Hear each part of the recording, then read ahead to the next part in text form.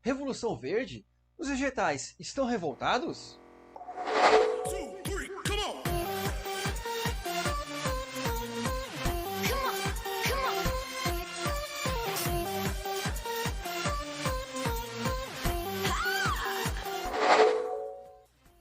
Olá, meus queridos alunos, tudo bem com vocês? Eu sou o professor Rafael e fiquem tranquilos, porque os vegetais não estão revoltados.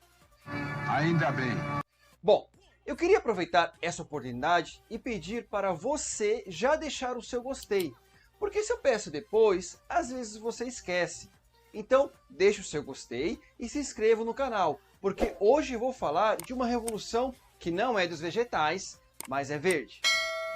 Antes de começar a falar dessa revolução, eu não poderia deixar de mandar aí um salve para aquelas pessoas que vêm comentando as videoaulas aqui no canal, como o Carlos, o Pagote, o Pedro, a Fernanda, a Rafa, a Ana Beatriz, o Anderson, a Laura, a Laila, o Enzo, a Maria Eduarda, o Luca, o Antônio e o Arthur.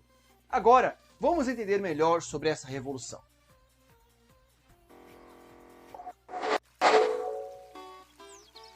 Quando falamos de modernização da agricultura, falamos de uma agricultura cultivada com um único produto, ou seja, a monocultura. Essa produção é feita em grandes extensões de terra e sua produção é voltada para o abastecimento do mercado externo. Em virtude da intensa mecanização, esse tipo de agricultura possui altos índices de produtividade, empregando-se máquinas e tecnologias para aumentar o rendimento do cultivo. A agricultura comercial provoca alguns impactos negativos no meio ambiente, como o desmatamento, esgotamento dos solos e o uso excessivo de fertilizantes e produtos químicos. Eu não acredito no que eu ouvi. Não acredito no que eu ouvi, não pode ser verdade isso que eu escutei agora. A expressão Revolução Verde foi criada em 1966, em uma conferência em Washington. Porém, o progresso de modernização da agricultura que desencadeou a Revolução Verde ocorreu no final da década de 40. Esse programa surgiu com o propósito de aumentar a produção agrícola através do desenvolvimento de pesquisas em sementes, fertilização do solo e utilização de máquinas no campo que aumentassem a produtividade.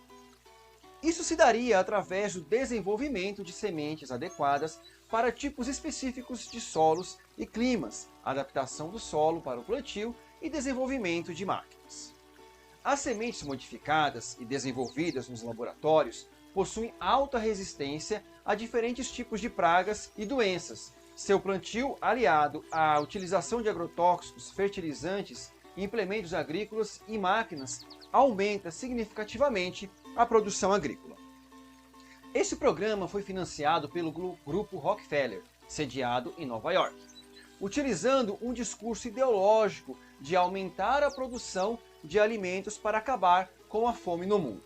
O Grupo Rockefeller expandiu seu mercado consumidor, fortalecendo a corporação com vendas de verdadeiros pacotes de insumos agrícolas, principalmente para países em desenvolvimento como a Índia, Brasil e o México. De fato, houve um aumento considerável na produção de alimentos. No entanto, o problema da fome no mundo não foi solucionado, pois a produção dos alimentos nos países em desenvolvimento é destinada principalmente a países ricos industrializados, como os Estados Unidos, o Japão e os países da União Europeia.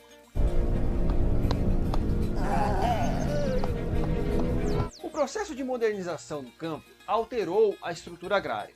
Pequenos produtores que não conseguiram se adaptar às novas técnicas de produção não atingiram a produtividade suficiente para se manter na atividade. Consequentemente, muitos se endividaram devido a empréstimos bancários solicitados para a mecanização das atividades agrícolas, tendo como única forma de pagamento da dívida a venda da propriedade para outros produtores.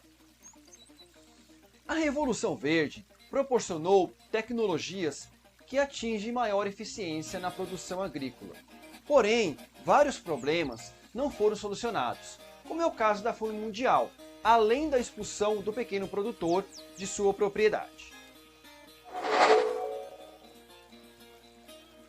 Na busca incessante por aumento de produção, ascensão dos lucros, diminuição dos custos e poder competir em um mercado cada vez mais exigente e competitivo, o homem colocou sua capacidade intelectual a favor do desenvolvimento de pesquisas e estudos na intenção de alcançar melhorias na rentabilidade agrícola. Nesse sentido, foram desenvolvidos os transgênicos, que correspondem a organismos que detêm, em sua essência, genes de outros organismos, que é possível por meio da engenharia genética. O objetivo maior é a busca de aprimoramento de um produto que possui características novas em relação àquelas que fazem parte de sua natureza original, para gerar um produto capaz de obter aspectos mais rústicos e de extrema produtividade. A biotecnologia vem servindo de grande valia na produção agrícola e pecuária, pois oferece a possibilidade de produzir produtos diferenciados ao consumidor, como por exemplo a carne suína com menos colesterol. No caso de alimentos, esses procedimentos têm como intenção obter uma quantidade maior de nutrientes e ao mesmo tempo imune às pragas. Apesar de aparentemente não oferecer nenhum tipo de risco, a manipulação de genes pode ocasionar sérias complicações, tendo como vista que se conhece muito pouco acerca desse assunto, pois as pesquisas nesse sentido existem somente há aproximadamente 3 décadas. Desse modo, não se sabe ao certo quais são as reações e consequências que podem ocorrer se um organismo que recebe um gene estranho desenvolver uma reação proveniente da complexidade dos seres vivos. Isso é uma realidade, pois já foi constatado em porcos modificados geneticamente que, para ganhar peso, receberam genes de outros organismos e contraíram artrite e outras complicações em seu estado clínico. Os transgênicos também são chamados de organismos geneticamente modificados. Esses produzem plantas que são adaptadas a climas diferentes, solos, entre outros elementos.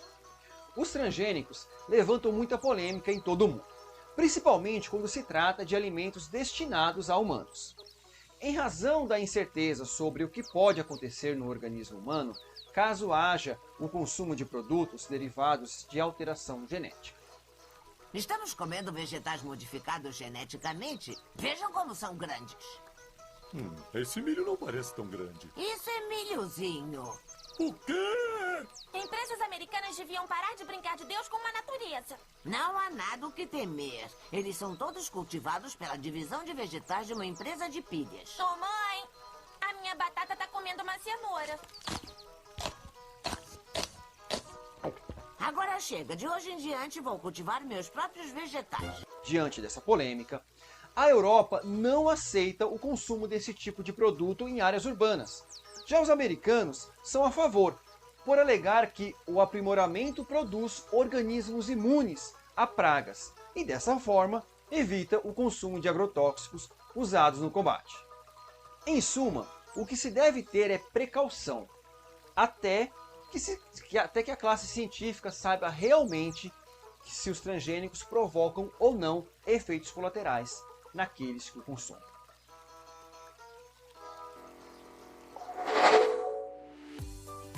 Chegamos aí ao final de mais uma aula. Espero que você tenha entendido essa questão da modernização na agricultura e que envolve aí a Revolução Verde e também os produtos transgênicos. Um forte abraço e até a próxima aula. Ah, e não se esqueça, não cole do colega, mas cole no careca. Até mais!